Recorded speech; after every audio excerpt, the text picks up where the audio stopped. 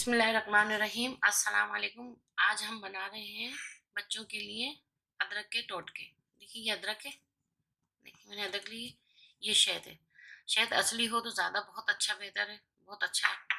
और ये अदरक है, मैंने इसको कुचल लिया है, छील कर और कुचल लिया है। ठीक है, अब ये देखें, अब मैं शहद लूँगी। ये देखिए इस तरह चम्मच में, ठीक है। ये देखिए मैंने चम्मच में शहद लिया, छोटे बच्चों के लिए ना। ये मैंने शहद ले लिया। ये देखिए, अब मैं इसमें डालूंगी जो आप हंडिया में इस्तेमाल करते हैं नमक, वो देखिए चुटकी। ये देखिए चुटकी डाल रही हूँ मैं नमक, ठीक है। डाला मैंने। अब मैंने जो अदरक कुचली है ना, वो इस तरह करके,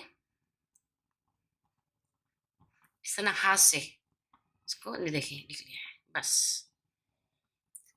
ये इस तरह इसका रख निकालें और 2 ड्रॉप के डालें इसके, और इसको चूल्हे पे ऐसे गरम कर लें। देखिए इसको चूल्हे पे ऐसे गरम करें, इसमें झाग आएंगे।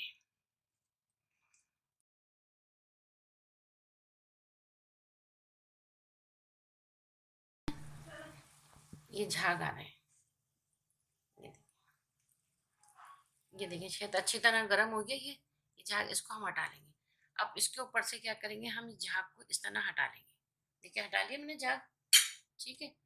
अब इसको ठंडा करेंगे। गरम गरम बच्चे के मुंह में मत डालना कि मुंह मुंह जल जाए। इसको ठंडा करें, ठंडा करके और बच्चे को खिलाएं। 1 महीने से लेकर आप है ना 8-9 साल के बच्चे तक को आराम से ही दे सकते हैं। उसके बलगम जमाओ सीने के अंदर, ठंड हो गया, नमूनिया हो गया, सीना खरखर बोल रहा है उसका, आप ये सुबह शाम उसको दें, इंशाल्लाह उसका सीना साफ हो जाएगा। या बच्चा है ना पोटी के जरिए है ना मोशन करेगा एक बस सिर्फ, और या वो खाते ही उल्टी करेगा एक, ये नहीं कि बार बार निकल एक करेगा। उससे आप देखेंगे बच्चे का ना बलगम निकलेगा सीने पे से। तो सीना साफ हो जाए, बच्चे को सुबह शाम दें।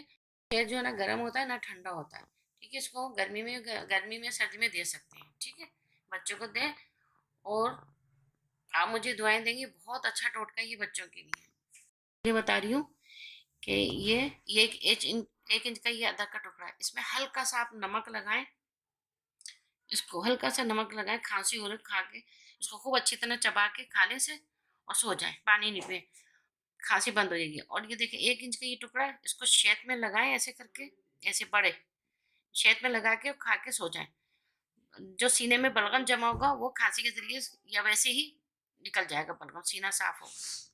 नमक लगा के अदरक को खाएं। ये मैदे में भी अगर तकलीफ हो, बदहजमी हो, जब भी आप खा सकते हैं इसको, वो फायदेमंद है, ठीक है। अब मेरी वीडियो को ना आप लोग लाइक करें, शेयर करें, कमेंट करके जरूर बताएं कितना आपको फायदा पहुंचा।